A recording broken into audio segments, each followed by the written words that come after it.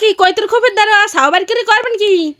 কৈতর খবর দ্বারা ছাও বাইর করিয়া হাই ছাও বাইর করে কি করম হইয়া হাই ছাও খামু আজ গো ছাও খামু ডাক্তারে ছাও কৈতর ছাও খাইতে কইছে একসে শরীরটা একসে দুর্বল একশো দুর্বল। হয় আচ্ছা তাই দেন, তাই কবুতরের সাথে দেন দিয়ে একটা কাম করেন, আলু দিয়ে তো কবুতরের সাথে তো খাইছেন, হুম। তাই আজকে একটু পেঁপে দিয়ে কবুতরের সারান দেখাইয়ে দেন।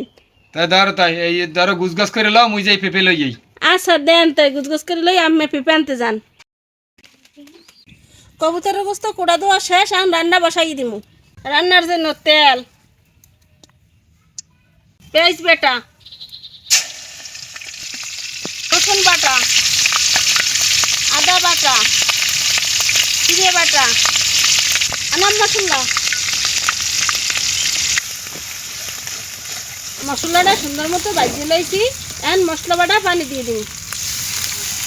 হলুদের গুঁড়ো, মরিচের গুঁড়ো, ধনিয়ার গুঁড়ো, গরম মশলার গুঁড়ো, গোলমরিচের গুঁড়ো, সুন্দর মতো মশলাটা কষাইলাম।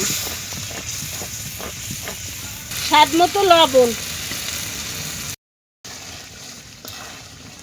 মশলাটা সুন্দর মতো কষাই লইছি, এখন কবুতরের গোস্ত দিয়ে দিম। এখন মশলার লাগে সুন্দর মতো কবুতরের গোস্ত কষাইলাম। এই কি করো দুনিয়ার সব টেনশন বাদ দিয়ে এই গাছতলায় নিরিবিলি ঘুমাইতেছো কি ঘুমাগো? কবুতরের গোস্ত ভালো মতো কষাই লইছি, এখন পেঁপে দিয়ে আবারও কবুতরের গোস্ত কষাইলাম। এখন ঢাকনা দিয়ে ডাকিয়ে দিম।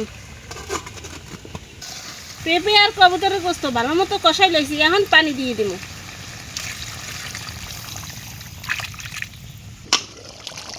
পেঁপে দিয়ে কবুতরের গোস্ত রান্না হয়ে গেছে, এখন উড়িয়ে এলাম।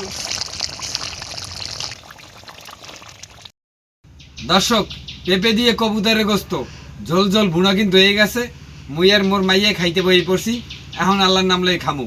বিসমিল্লাহ। আরে জি বিসমিল্লাহ কই খাওয়া ধরো। আচ্ছা। বিসমিল্লাহ। বিসমিল্লাহ।